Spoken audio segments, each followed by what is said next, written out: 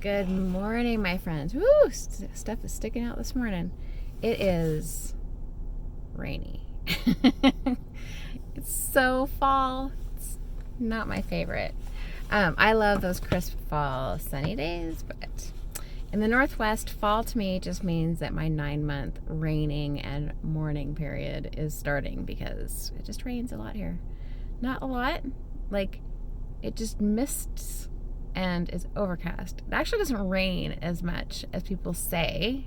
It just appears dark and gray, and never really dries out.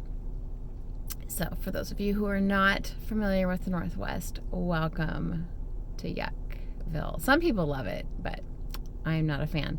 But it makes everything beautiful and green, and those little blue days make it all worth it. So that was free. So this morning we are doing day 9 in the Evoke devotional, or week 2, day 4.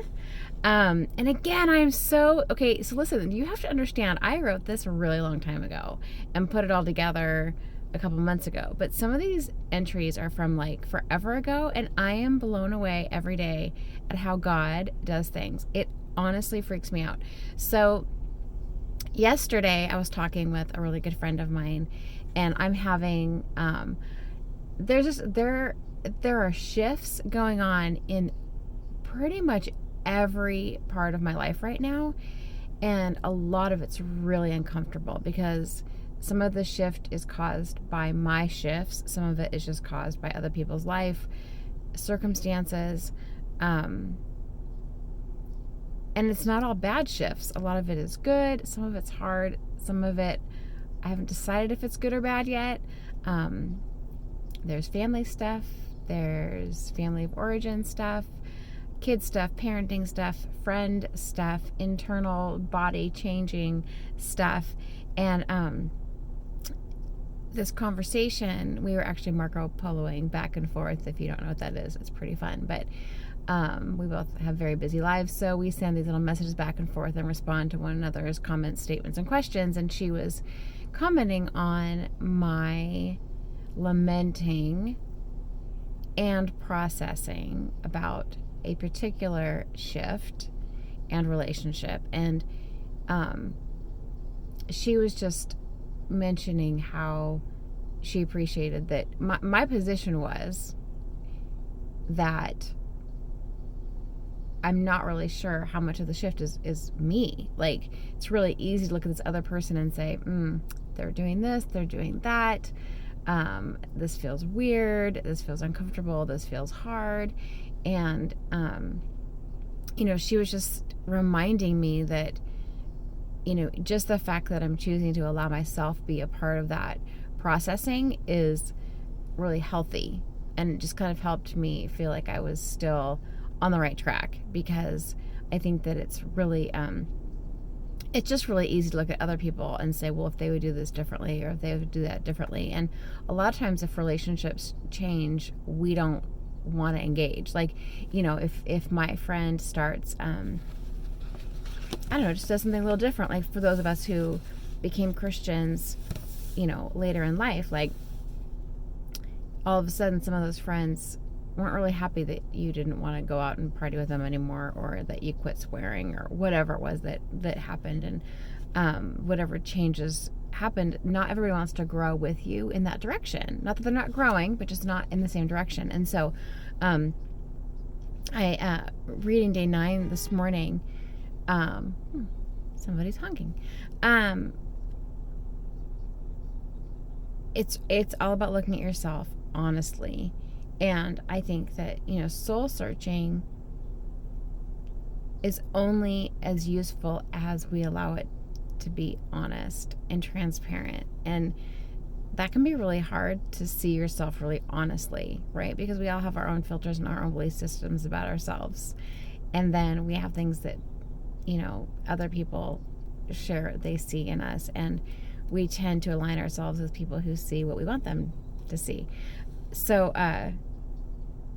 anyway, I was just stunned at this devotional this morning, just thinking about the fact that when we bring our prayer to God and just ask Him to show us. David, and he talked about King David.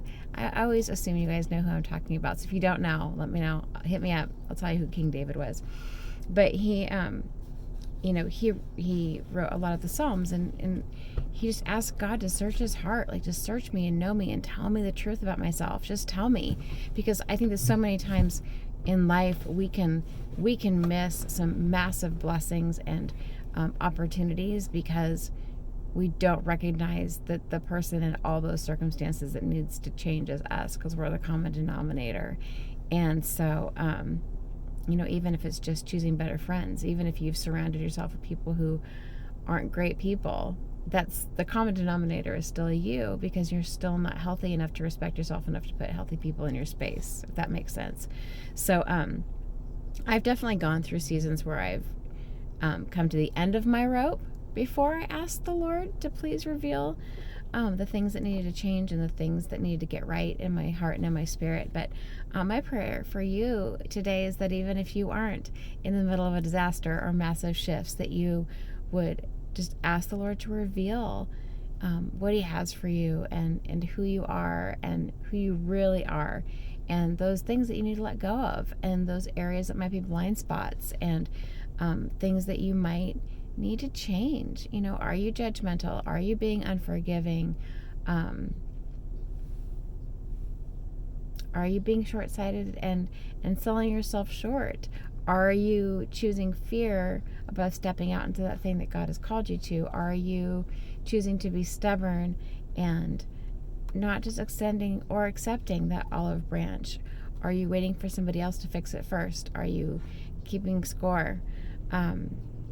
I think that it's always such an amazing opportunity when we are truly walking in the fullness of faith with our Lord and trusting that his process is the best process, because when we can fully wrap our heads around that, then even when he convicts our spirits and lets us know that we're wrong, it's actually a blessing, and we won't feel downtrodden. We'll feel inspired, even if it's hard, because change in God is always good. So I'm just praying for you today. I'm praying that you'll be willing to submit some pieces of your heart today. Be willing to ask some hard questions, and you don't even have to deal with them yet today. Just ask for some revelation and then peace in it, and then walk that out, because change also takes time, and it takes a process, and it takes intentionality, but it is so worth it in the end. So be inspired today. Remember that when you are confronted with opportunities for growth or change or conviction, correction, that is because God loves you, and he wants to see and develop all those beautiful things that he put inside you before you were even born. So love you guys today. Thank you for those who are joining late. There's no late. God is always on time, and you can always jump in. You can always jump in the water anytime, right? So be blessed. Have a great day, and we will talk to you tomorrow.